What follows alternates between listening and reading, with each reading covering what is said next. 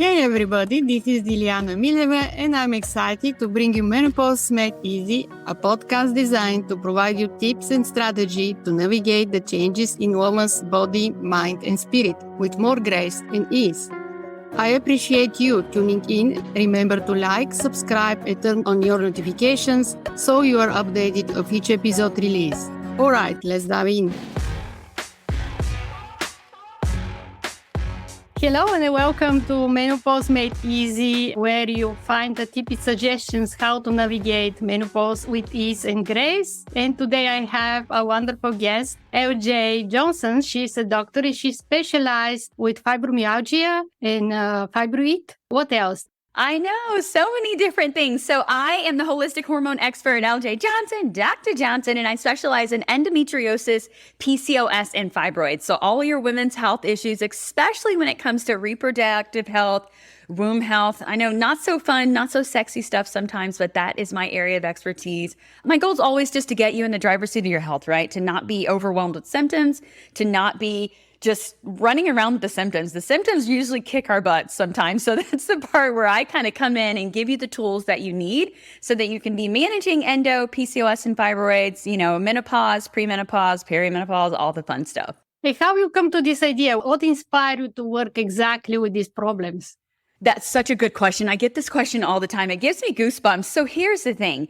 We all grow up and we have this idea of what we're going to do. I remember I was like, I'm going to deliver babies, right? And then I started getting more information and I was like, I don't think I'm going to be delivering babies. That's not what I want to do every day. So I started off in the fitness and wellness industry, health and wellness, traveling the world, doing things with fitness programming, all of this stuff. And essentially what happened and shifted my business and my practice is what I was traveling and sharing to the world stopped working for me. I started to have hormone issues. I started to gain weight. I started to have all these period problems. And so for me, it stopped me in my tracks and made me really pivot, not just my personal life, but my professional life. When I got the diagnosis of endometriosis, it took me 16 years to get the diagnosis, number one. Number two, it was that, breath of fresh air where you're like, I got it, right? I got the diagnosis, but then there was that throat punch Thursday, as I called it, right after, where I was informed that there was no cure. And for me, that was a big deal because it was affecting my quality of life. There were days I couldn't, take care of my children, go to work, maintain my business. My practice was falling apart. Like everything was just not where it needed to be. So that is when I really took some time away from my business to really reshift, learn, pivot, heal myself naturally. And then when I came back, it was just really my passion project. I realized that there were many women, especially women of color, suffering in silence, dealing with period pain, dealing with all of these, things that we think are crazy that our body is going through, that we think we're crazy, all of this stuff. And so for me, it became my passion to really educate, empower, and motivate, and really raise awareness about endometriosis, what it is, what it isn't, and how you can really live your best life despite the diagnosis. And what is this actually how that can appear to people to know that actually they have this problem? Yes. So what is endometriosis? First off, it's a long word. I know it's like what? It's like supercalifragilistic. Remember that long song? Yes, it's a very long word. But when it comes to endometriosis, short, we just say endo. So endometriosis, endo for short, is a uterine-like tissue found outside of the uterus. It is not a reproductive disorder. It is not a rogue period. It does affect your cycle. It is hormonally driven, and it does have autoimmune-like factors. However, it is chronic systemic inflammation throughout your entire body. Many people think it's just a period problem because you may have a really heavy period, bleeding, clots, passing out, all of these things happening around your cycle. But endometriosis is really that inflammation throughout your entire body, and it affects every system of your body. And what is the step actually that you suggest to take your clients or people in general, they have this problem? Right. So the biggest challenge with endometriosis, to be honest, is the diagnosis portion. It's almost like a diagnosis of exclusion. After they've tried everything else, then they're like, you know what, LJ, maybe it's endo. We've tried, it's not arthritis, it's not MS, it's not fibromyalgia. So it's really a diagnosis of exclusion just because of how it affects every system in your body. As far as the golden standard to be diagnosed with endometriosis, laparoscopic procedure is what I truly feel is the best way to be diagnosed with it. it. And then the golden standard to have it removed is excision surgery. So that is being, having the actual lesions removed from your body. Now, the issue is with endometriosis, I think we should circle to some of the symptoms because the symptoms are very different for everyone. My symptoms that I dealt with, I could name, and you could line 10 of us up and we could all have different symptoms. So when we're talking about endometriosis, remember it's that chronic systemic inflammation throughout the entire body, and it's uterine-like tissue. It's not endometrial lining. It's not endometrial tissue. So that tissue can be inflamed and can be in any part of your body. It can cause joint pain, neck pain, nerve pain. You can have those endometriosis lesions. Remember, they're outside of the uterus, so they can be tying to the bowel. They can be tying to the pelvis. They can be tying to the bladder. All of those things, they can be fusing those organs. You can even have endometriosis of the nerves, right? So when we're talking about the nerves, there's nerve endings throughout your entire body. So endometriosis looks so different. I mean, just basic things. It could be bloating, acne. And once again, it's taking like those basic PMS symptoms and we put those like a 0 to 10. Endometriosis symptoms are going to be like 100. It's going to be an extreme of everything. The hormonal acne, the bloating, the brain fog, the extreme food intolerances, food allergies, food sensitivities, gut issues. All of that is under the umbrella of endometriosis. So it's very complex. And the most challenge is the correct diagnosis. Absolutely. Many people like myself, it takes, I would say, probably 8 to 10 years to get the diagnosis of endometriosis. So that's one of the biggest things, especially a lot longer for women of color, just because of the disparities that are in the brown and Black community as far as medical community. But the other thing is once you get the diagnosis, it's finding a multidisciplinary, team that can support you, because you may have some bowel issues. You may have, not just gut issues. Maybe you've got some dental issues. Maybe you've got, hearing issues, ear, nose, and throat. Like, it's something that really does take a lot of different specialties. When I come into play is I really like to look at it as a full body system. I just did an Instagram post today talking about how endometriosis is not just a period problem, because when you hear the word endometriosis, people are like, oh yeah, she just has really bad periods and she's going to miss a couple days of work. It's more than that. Endometriosis can be pain, cramping, and bleeding outside of your cycle. It can be a lot of breakthrough bleeding. There can be anemia and all of those other things. So for me, like I said, getting you in that driver's seat of your health, that looks like identifying your food triggers. Nutrition is huge with endometriosis because it's an inflammatory disease. And so once I say that, many people are like, oh, don't worry, I eat clean, I'm paleo, I'm this, that, and the other. But it's really more than that. What you have to think about with endometriosis is there is an underlying fire. So let's just think of the analogy of a bonfire, right? You either have a small bonfire, you either have a large bonfire, or you have a fire that has gotten out of control and you're calling the fire department. We're going to say endometriosis is that fire where you need to call the fire department. It is out of control. You're not able to, get your little smoke detector, your extinguishers. You need extra support. That is endometriosis. Everything we do when it comes to stress, toxins, your hormones, your lack of sleep, the amount of sleep that you're getting, toxic environments, people, chemicals, etc. All of those things are either going to damper the fire or increase the fire. So when it comes to your nutrition, everything you put in your body is either going to inflame you or decrease the inflammation, right? It's going to plus or minus. So when you're looking at managing endometriosis, the biggest thing is to find a way to decrease the inflammation, because that's really going to reflect on your pain. Many times when you're in pain, right, we want to grab a pain pill, we want to grab an ibuprofen, a Tylenol, whatever. But the thing is with endometriosis, it's touching every part of your body, and that inflammation is always there. So it's just like I said, it's always that little fire that sometimes gets out of control. So being able to bring in anti-inflammatory foods and different things to calm the inflammation can play a very, very big role on the painful flares. I mean, endo flares are so different than, oh, my period's starting, I feel a little uncomfortable for 2 days. An endo flare can last anywhere from 2 to 3 to, 4 weeks, doubled over in pain, every nerve in your body on fire, not being able to hold down water, not being able to eat properly, your bowels aren't moving, you're having hot flashes. All of those things can be current during an endometriosis flare. So anything that you can do, like I said in that analogy, to calm down the fire, that would be the biggest thing that I start with my patients. And what you suggest that they increase as a food or avoid as a food? Right. So everyone is different. And that's the tough part. So I will start by saying, if you guys listen to my podcast, the Holistic Endo Expert, the holistic with the W, I have an episode just about that, how the endo diet is crap.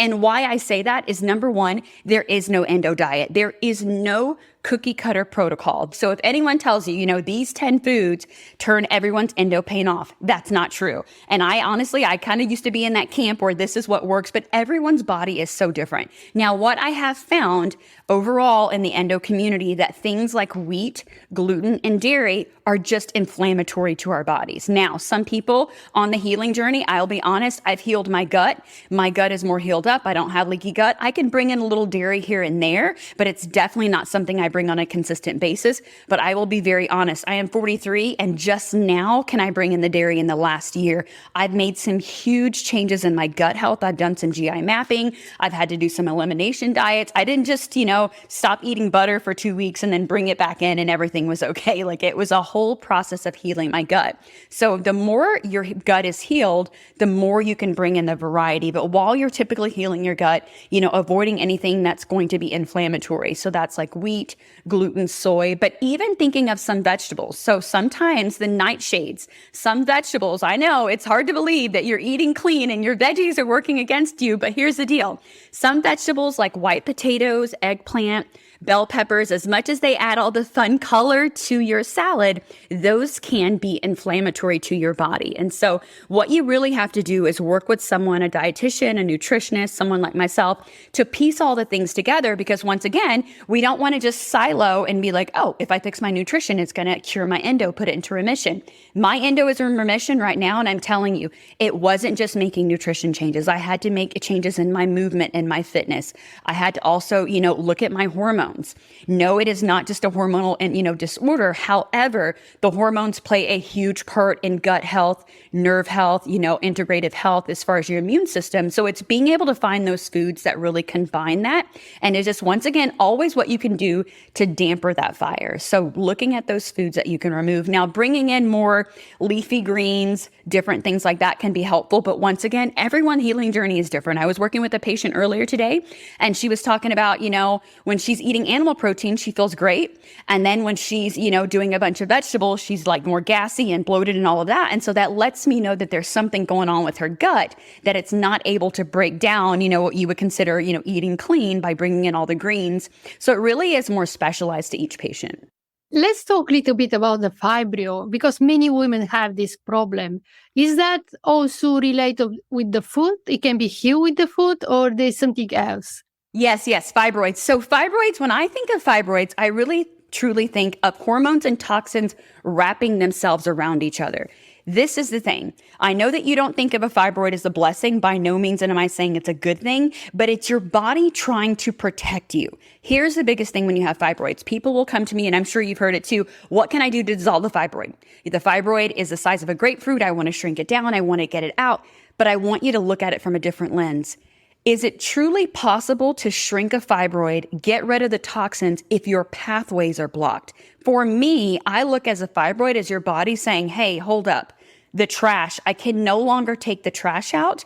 I can no longer move the waste. I can no longer move the extra estrogen, the hormones. Everything is getting backed up in your body. So before we try to dissolve a fibroid and heal yourself naturally, the biggest thing for that is really working on the stress and the toxic load on your body, supporting your liver, supporting your gut health. Typically, when you've got those fibroids, no matter what size, it can start messing with your GI tract. So real talk, if you're trying to dissolve your fibroid and you're listening to this right now, but you don't poop 2 to 3 times a day, I'm telling you right now, do not start a protocol where you're going to start detoxing your body and flushing all these toxins if your lymphatic system is not working. And then so that's why I'm going to just plug myself here, right? That's why you need to be working with someone, because just trying to put a bunch of trash into your body when your body is not, you're just going to recirculate it. If your pathways are not open, if you're not drinking enough water, if you're not pooping and peeing all the time, doing those things, then going on a detox protocol for fibroids is not recommended. Now, can you make some lifestyle changes?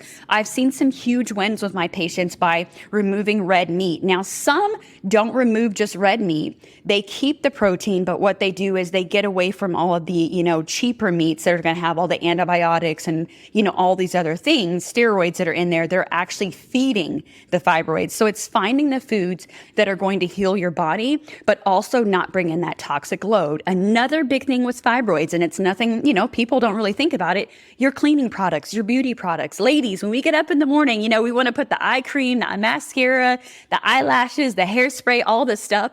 All of those chemicals, your skin is your biggest organ. So your skin is taking all of that stuff in. So if you have fibroids and then you're bringing in all those toxins every single day, that's blocking your pathways. And that can be xenoestrogens from anything from your favorite candles to your cleaning products to the night eye cream that you put on at night. So if you're dealing with fibroids, the biggest thing, is definitely working with your nutrition. But the one thing you need to have at the forefront of your mind is the fibroid is your body telling you that it is congested, it is backed up, and it cannot remove the waste. So before we start doing a big detox protocol and a cleanse, what can we do to open up those pathways? That could be something like dry brushing. And once again, this isn't exclusive, but it's going to be a combination of things. It could be infrared sauna, dry brushing, something as simple as tongue scraping. Maybe you're wearing a castor oil pack at night to kind of break up some of that congestion. Castor oil is huge when it comes to a big thing in my toolbox when it comes to breaking up lumps and bumps. So castor oil, you can also do a combination of castor oil and iodine if you have fibrocystic breast, if you have fibroids. So these are some of the things that I work with my patients because there's a lot of things you can do to heal yourself naturally. Now, there is technically no cure for endometriosis. However, there are lots of tools that you can put in your toolbox. I am a perfect example. I've got lots of patients as well where we live a pain-free life. Yes, that is our diagnosis. Yes, there are things that we have to do every day to stay ahead of the game, but it doesn't dictate our world like it used to. What about some exercise? Is that going to help? So fitness can be huge. Fitness movement is huge. Once again, doing the right types of exercises. I'm going to be very honest. When we're dealing with endometriosis, there's usually going to be that hormonal component, that extra belly fat. Fibroids, there's going to be that distension depending on the size of the fibroid and where it's at. And then I'm going to lump in my PCOSers. If you have PCOS, that insulin resistance, that extra body weight, that body fat. So this is what happens. We come from this mindset of chasing the symptoms. Like you said, exercise. But let's be honest. When most people think exercise, what is the first thing they think? Weight loss. I'm trying to lose weight. They're not saying, what can I do to move my body, to detox my body? What can I do to support my lymphatic system? What can I do to support my circulation? It's what class can I take today so I can get X amount of steps on my Apple Watch, so I can be in this challenge, so I can lose weight, etc. So it's changing that mindset of fitness is movement to heal your body. Now, the fitness to lose weight and look aesthetically pleasing, and the fitness it takes to balance your hormones and decrease your cortisol and things like that are different. It may not be a bunch of crazy cardio. I know for me, I'm a cardio queen. I love cycle. But here's the thing, real talk, even at 43, the amount of cardio and cycle I used to be able to do and my body's tolerance for it is no longer there. And probably some of the over-exercising, I'm just going to call myself out. Your girl may have been over-exercising, as a fitness instructor, running cycle gyms and, teaching 5-6 classes a day. Probably did help my healing journey. So learn from my mistakes that fitness can be very important, but you need to do the fitness that works for your situation. For example, if you have endometriosis and you're super, inflamed and you're like, well, I need to lose 15 pounds. I've got to run, a mile a day. I've got to run a mile a day. I'm telling you right now, if your body is overweight and you're inflamed and you start running, that can kind of tick your body off and work against you. Your body is going to look at that run as a stressor versus a walk, which is going to bring your cortisol down and kind of calm your nerves and calm your body. But once again, if you come from that mindset of, I've got to lose weight, I've got to do this, I've got to do that, once again, chasing the symptoms, then you're going to be running versus then walking. Also with PCOS, if you have insulin resistance, if you have inflammatory PCOS, all of that HIIT exercises and P90X and CrossFit and all that stuff is very fun. But for you, when you're insulin resistant, that cardio is not going to be keen for you. It's not going to be clean for you. You want to be doing that strength training, that body weight exercises, Pilates. Now, when I say cut back on the cardio, that doesn't mean that you're going to be in a slow yoga class doing chair fitness and not sweating. It just means you're going to approach it a little bit differently. Exactly. I also suggest a combination of cardio and stretches as optional for building a little bit the muscles, but you need to build a little bit the muscles, the strength, but also you need a stretch and a relaxation. Yes, I like that interval training. That's kind of what I did. I mean, I'll be honest, I didn't work out today, but if I was working out today and what I did yesterday, I did about 3 minutes of, cardio. I warmed my body up. I did about 90 seconds of cardio, 2 or 3 minutes of strength training, 90 seconds of cardio. Now, once again, I'm a personal trainer, so what my workout looks is different. But even for you, if you're like, I just want to start, maybe I do need to lose weight. Maybe I don't know where to start and I just want to get my body moving. This is what I would say. Do 5 minutes of just warming up, walking, stretching, whatever. Do a little bit of cardio just to get that little blood to pumping. It could even be 45 seconds of jump rope, 45 seconds of marching in place, and then strength training. It doesn't have to be the heaviest weights in the gym. It could be body weight exercises. It could be wall sits, leaning up against the wall. I'm telling you right now, if you go lean on a wall and act like a chair for 45 seconds, honey, you don't need any weights. You're going to feel the burn. That is what we call strength training, right? You come right off that wall, 45 seconds more to get your heart rate up, go back to the low intensity for 2 to 3 minutes. I think it's just, once again, the fitness part is very tricky because we always want to out fitness the symptoms, right? We want to out eat the symptoms. We want to do all of these things. And so that's really why I like to bring in functional training and just functional medicine to really make us more aware of what we're doing. And then also sometimes testing rather than guessing. I love supplements. I love nutraceuticals, but just throwing a supplement at every symptom, that's really not going to get you anywhere. And many of you, if you look in your medicine cabinet right now, you've probably got 25 bottles of vitamins up there. You don't know why you purchased them. Dr. Oz said them. You heard it on Oprah. You've seen it on TikTok. You purchased it. You're throwing all these supplements in there. And we've all been there. But the thing is if you really want to get a specialized blueprint, you have to find out exactly what's going on at the metabolic level versus just chasing all those symptoms. If you want to resume, how do you work with this experiencing hormone imbalances? You already touch point of some aspect of your work, but if you want to resume to be more clear, how you work with women with hormone imbalances? Yes. So what I like to do is a full intake. I need to know the full story, the good, bad, and the ugly, the TMI, all the stuff you don't want to tell someone. That's all the stuff I need to hear because I need to know what's going on. After that full intake, we look at what functional test is going to get you the most bang for your buck, especially when it comes to hormonal imbalances. Sometimes the Dutch test is going to be the best where we're kind of really looking at those hormones and the metabolites. But I have to be honest, when you're dealing with things like fibroids sometimes and endometriosis, going for the Dutch test and looking at your gut, your hormones, we already know the hormones are out of whack, honey. We get that. But here's the thing. That gut is the foundation. We may need to do some gut testing, some GI mapping to see what's really going on in your gut. Because once we get that strong foundation, then we can build from there. Then I like to create that blueprint. Once we get the testing back, like I said, I'd rather test than guess. Let's be honest, you've been guessing on your own. I want to get you straight to the money, get you some results. I'm very results driven. That can be good and bad, right? But I'm here to serve you and get you where you need to be. So once we finish the testing that we choose that works for you, we create a plan, and then you usually will coach for me anywhere from 3 to 6 to 9 months, sometimes a year, just depends on what you need as to how we can pivot that plan. Because let's be honest, whatever was going on with your health and your hormones didn't start overnight. It's not going to end overnight. So especially with women's health, and this is actually a really good point, if you're listening to this podcast today and you're like, okay, I want to make a change, when do I start? Here's the thing.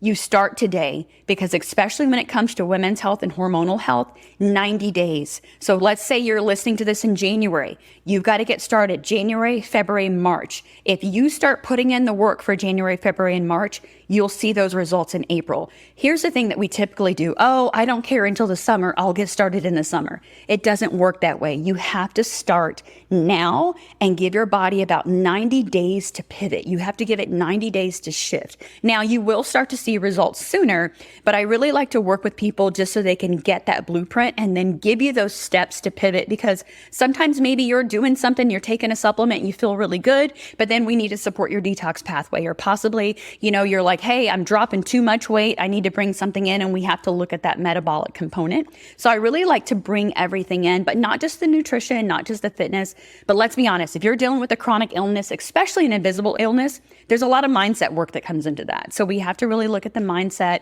It's one of those things. And I was talking to someone yesterday, it was so funny. And it's like, I can want you to be better all day long, but if you don't actually believe that the process will work, you don't believe that you can feel better, you don't believe that you truly deserve health, then it's not going to work. Right. And I'm a very powerful energy person. I can bring all the energy in the world, but if you don't believe, so that's one of the biggest things. I work with people that truly believe they can heal themselves naturally. They just need my guidance to get them to where they're going. Yes, I also believe that everything starts with the mindset that you need to believe that it's going to heal. If not, you'll be more difficult, if not impossible to get healed and get better. So do you have a group program or you work one-on-one mostly? So right now I have an extremely long list for my group coaching. So I'm not really promoting the group coaching. We've got a long waiting list. I do a lot of one-on-one. So I've got some openings in my one-on-one right now. You guys can definitely click the link. You can find me for more free content over on Instagram. It's under LJS_powerhouse. I may just bring a little bit of energy over there, just a tiny bit of powerhouse, but lots of free content over there. And it's good for you or anyone else that may be experiencing, endo, PCOS, fibroids. Maybe you're like, I don't know what's going on with my body, but something is resonating. Lots of free content over there. And then we also have the link to my store where you can, look at all my digital products. And then there's also a work with me if you want to click the link, because I'd love to also just, as far as the one-on-one coaching, once again, I do this to put you in the driver's seat. It's not about money. It's not about chasing clout. So I really am very particular on who I work with. So you can definitely do the free discovery call and we can kind of talk and see what we can do to kind of point you in the right direction or if we're a good match.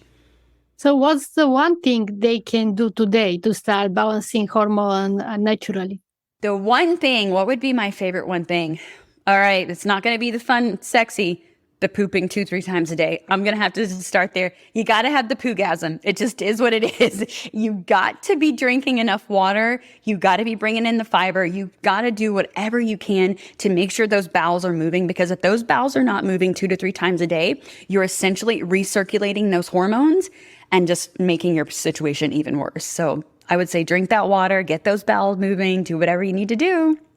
Great. Thank you so much for your time today to share your wisdom, experience, expertise with my audience. And I'm so glad that you take your time to participate in today's show. Thank you so much to listeners who listen every week. We release a new episode every Friday. So tune in, share, download information. Definitely reach out to LJ for more information how to heal if you have this endometriosis or fibroid. Thank you so much. Thank you for having me. Thank you for tuning into Menopause Made Easy. You can check out more episodes on Apple, Spotify, iHeartRadio, and your favorite podcast apps. Check out the show notes for any website linked to this episode, including where to connect with me on social media. I appreciate you tuning in. Remember to like, subscribe, and turn on your notifications so you'll be updated of each episode release. And visit me at menopausesupportacademy.com for all podcast updates as well. Appreciate you dropping by.